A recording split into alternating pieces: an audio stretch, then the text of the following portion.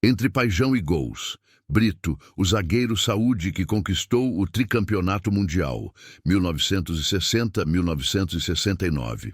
Você sabia que um menino da Zona Norte carioca cresceu jogando futebol descalço nas ruas próximas a São Januário e anos depois se tornaria o capitão da defesa vascaína e titular absoluto da seleção brasileira tricampeã mundial em 1970?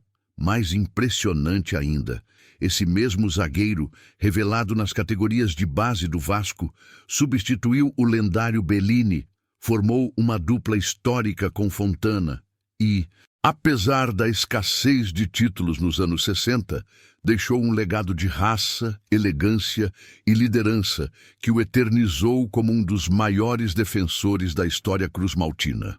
O nome dele era Hércules de Brito Ruas, conhecido simplesmente como Brito, e essa é a história de um garoto que sonhava com a Cruz de Malta no peito e acabou conquistando o mundo inteiro. Rio de Janeiro, Zona Norte, 9 de agosto de 1939. Nasce Hércules de Brito Ruas, numa família operária humilde que morava perto de São Januário.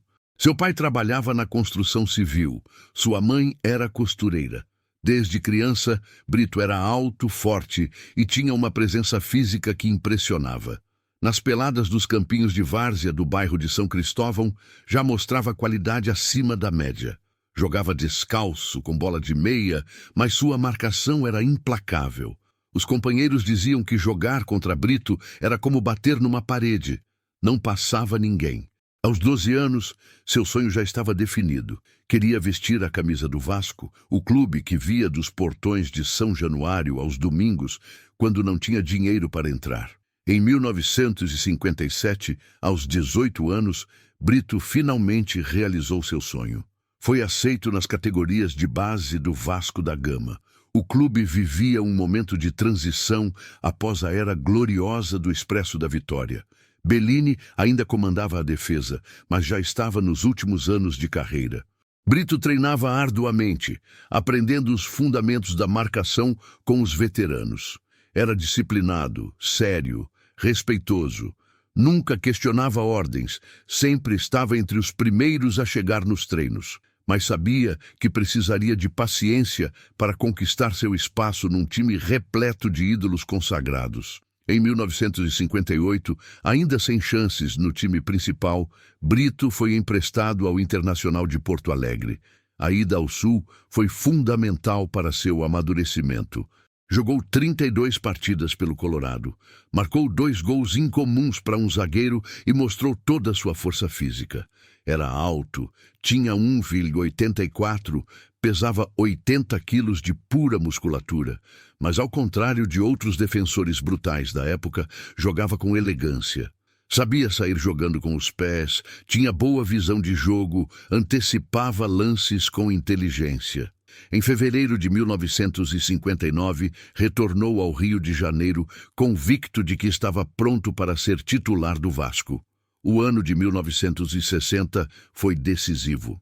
Bellini, o capitão bicampeão mundial, havia deixado o clube no final de 1961 e o Vasco precisava urgentemente de um novo líder para a defesa. Brito, aos 21 anos, foi promovido à equipe principal e formou dupla de zaga com Fontana. Aquela dupla se tornaria lendária. Brito e Fontana eram complementares. Brito era a força, a liderança, a presença física intimidadora. Fontana era a técnica, a antecipação, a inteligência posicional.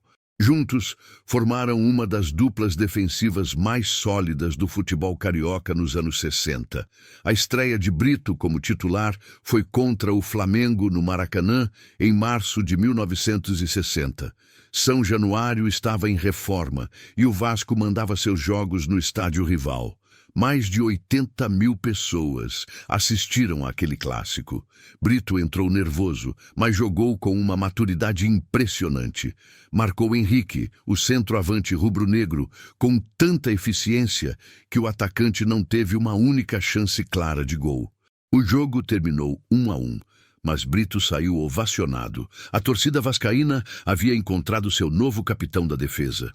Entre 1960 e 1969, Brito foi titular absoluto do Vasco. Jogou 389 partidas oficiais pela Cruz de Malta. Um número impressionante que demonstra sua consistência e longevidade.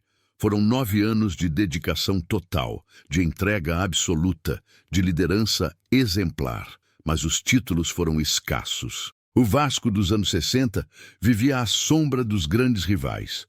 O Botafogo de Garrincha, Didi e Jairzinho dominava o futebol carioca no início da década. O Flamengo ressurgia na segunda metade. O Vasco conquistou apenas a Taça Guanabara de 1965 e o Torneio Rio-São Paulo de 1966, com Brito na zaga. Mas o que Brito conquistou em São Januário foi muito mais valioso que taças. Conquistou o respeito eterno da torcida. Era o capitão nos momentos difíceis, aquele que não baixava a cabeça mesmo quando o time perdia. Nos clássicos contra o Flamengo, Brito era uma muralha. Marcava Dida, Paulo Borges, Flávio com uma eficiência que deixava os rubro-negros desesperados. Contra o Botafogo, anulava Amarildo e Jairzinho. Sua especialidade era o jogo aéreo. Cabeceava todas as bolas que entravam na área, raramente perdendo um duelo pelo alto. A torcida o chamava de zagueiro saúde, porque era forte como um touro e raramente se machucava. Pela seleção brasileira, Brito teve uma trajetória brilhante. Foi convocado pela primeira vez em 1964 para a Taça das Nações na Itália. Em 1966, Vicente Feola o levou para a Copa do Mundo na Inglaterra. Brito foi titular nos 3 jogos da campanha desastrosa. Vitória sobre a Bulgária por 2-0, derrota para a Hungria por 3-1 e eliminação contra Portugal por 3-1. Aquela Copa foi traumática para o futebol brasileiro. Pelé foi caçado pelos adversários, a seleção jogou mal e o Brasil voltou para casa eliminado na primeira fase pela primeira vez na história. Brito ficou arrasado com aquela derrota, mas prometeu a si mesmo que voltaria mais forte. Nas eliminatórias para a Copa de 1970, Brito era um dos titulares absolutos sob o comando de João Saldanha. Quando Zagallo assumiu a seleção em março de 1970, manteve Brito na defesa. A concorrência era fortíssima. Carlos Alberto Torres, Everaldo, Joel Camargo, Marco Antônio, Wilson Piazza, todos brigavam por 2 vagas na zaga. Mas Brito, aos 30 anos, mostrou toda a sua experiência nos treinos. Zagallo o escolheu como titular ao lado de Wilson Piazza para a Copa do México. O ano de 1970 seria o ápice da carreira de Brito, mas também seria um ano doloroso para seu coração vascaíno. Em 1969, aos 30 anos, Brito havia sido negociado pelo Vasco ao Flamengo por uma quantia recorde. A torcida cruz-maltina se sentiu traída.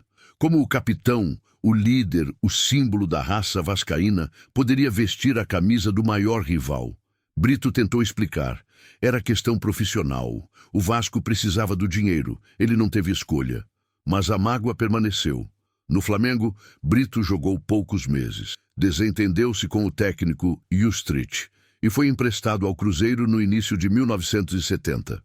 Enquanto isso, o Vasco, sem Brito, conquistava o Campeonato Carioca de 1970 de forma invicta. Foi uma ironia cruel do destino. O capitão, que havia lutado 9 anos por aquele título, não estava lá para erguer a taça. Mas Brito não teve tempo para lamentar. Tinha uma missão maior pela frente. A Copa do Mundo no México. México, junho de 1970. Brito estava no auge da forma física. Zagallo o escalou como titular absoluto ao lado de Wilson Piazza. Na estreia contra a Tchecoslováquia, vitória por 4-1, Brito jogou com uma segurança impressionante. Contra a Inglaterra, no jogo mais difícil da primeira fase, vitória por 1-0 com gol de Jairzinho, Brito anulou completamente Geoff Hurst, o herói da Copa de 1966. Contra a Romênia, goleada de 3-2, mais uma atuação sólida. Nas quartas de final, contra o Peru, 4-2, Brito continuava impecável. Na semifinal, contra o Uruguai, 3-1, anulou os atacantes celestes com maestria e chegou à final.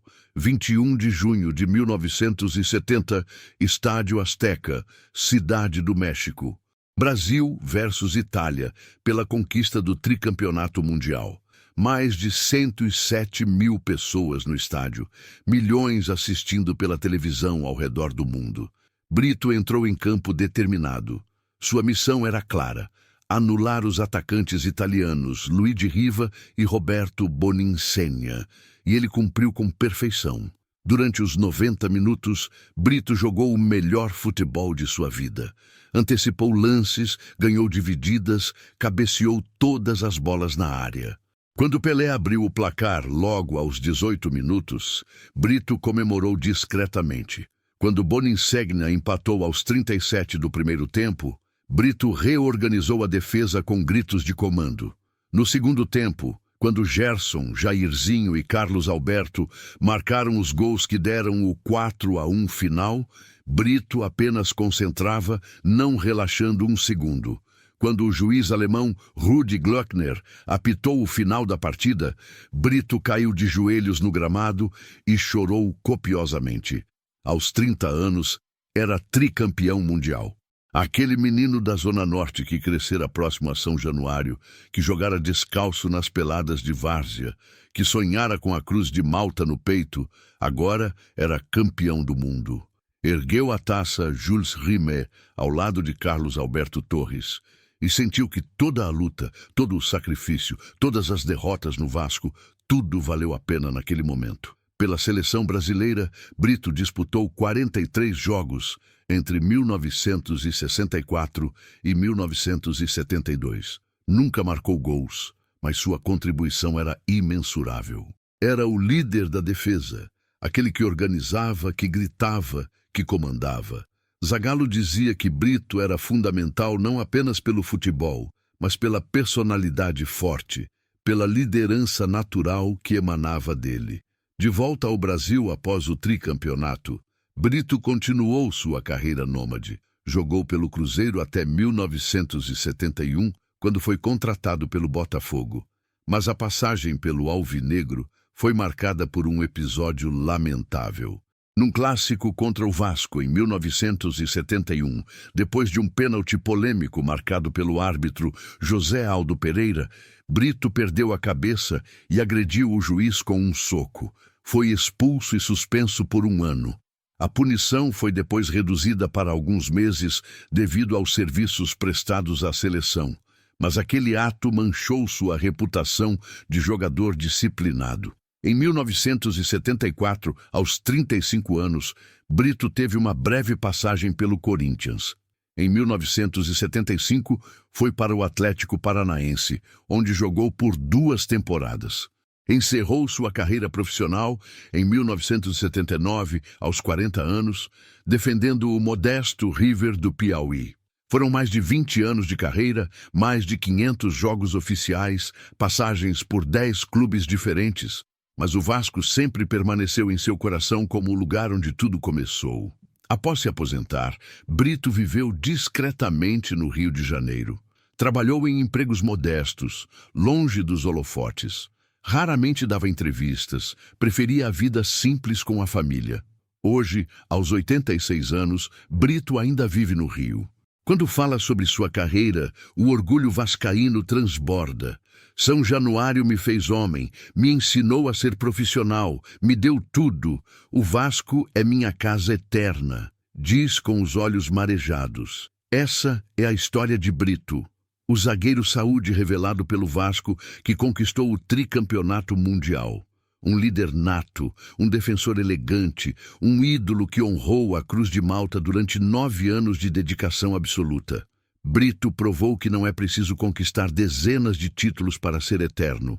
Basta jogar com raça, com amor, com lealdade, e isso ele teve de sobra.